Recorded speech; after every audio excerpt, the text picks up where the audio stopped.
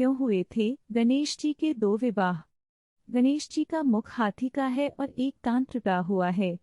इन्हीं दो कारणों की वजह से उनका विवाह नहीं हो पा रहा था।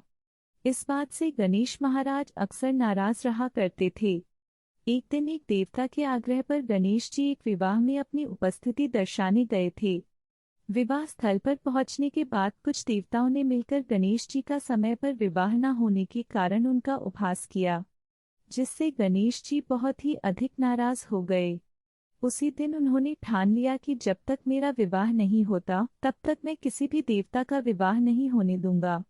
गणेश भगवान के पास विवाह और अन्य संदेश लाने का काम उनके प्रिय वाहन मूषक राज करते थे। अब मूषक राज जब भी किसी देवता के विवाह का समाचार लाते तब गणेश जी उसे आदेश देते और मूषक राज अपनी सेना के साथ जाकर उस विवाह के मंडप को तहस नहस करते एवं बारातियों को भी भगा देते। इस तरह गणेश जी और मूषक राज की मिलीभगत की वजह से किसी भी देवता का विवाह नहीं हो रहा था। गणेश जी के व्यवहार से तंग आकर सभी देवी देवता भगवान शिव और माता पार्वती जी के पास पहुंच गए और इस विकट समस्या का समाधान मांगने लगे। भगवान शिव और माता पार्वती ने कहा कि इसका हल तो आपको केवल ब्रह्मदेव जी के पास ही मिल सकता है।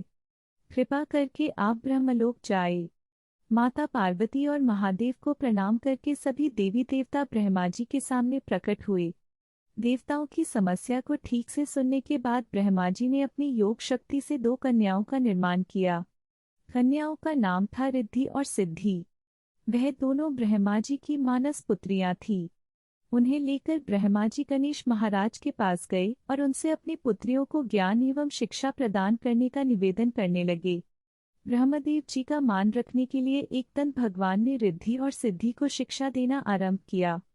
फिर उस दिन के बाद से जब भी मूषकराज किसी विवाह की खबर लेकर आते उस वक्त रिद्धि और सिद्धि गणेश जी को अपनी बातों में उलझा कर रखती थी। इस तरह गणेश जी का ध्यान किसी और विषय पर रहता और दूसरी तरफ देवताओं के विवाह संपन्न हो जाते। एक दिन बुद्धि के देवता भगवान गणेश जी को यह बात की समझ में आ गई, लेकिन उनके क्रोध में आने से पहले ही ब्रह्मदेव अपनी दोनों पुत्रियों के साथ वहां पर प्रकट हुए। रिद्धि और सिद्धि को सामने देखते ही गणेश जी का क्रोध बढ़ने लगा, किंतु गणेश जी के मुख से कोई भी शब्द निकलने के पहले ही भगवान ब्रह्मदेव ने कहा, हे गणेश, आपने स्वयं ही मेरी पुत्रियों को शिक्षा दी है और अब मुझे इन दोनों के लिए विवाह योग्य कोई वर नहीं मिल रहा है।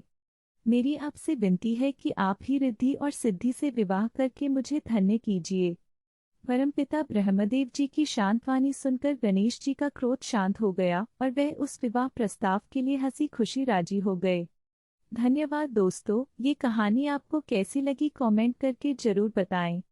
इस कहानी को अपने प्रियजनों के साथ शेयर करें और कहानियों के लिए चैनल को सब्सक्राइब करें।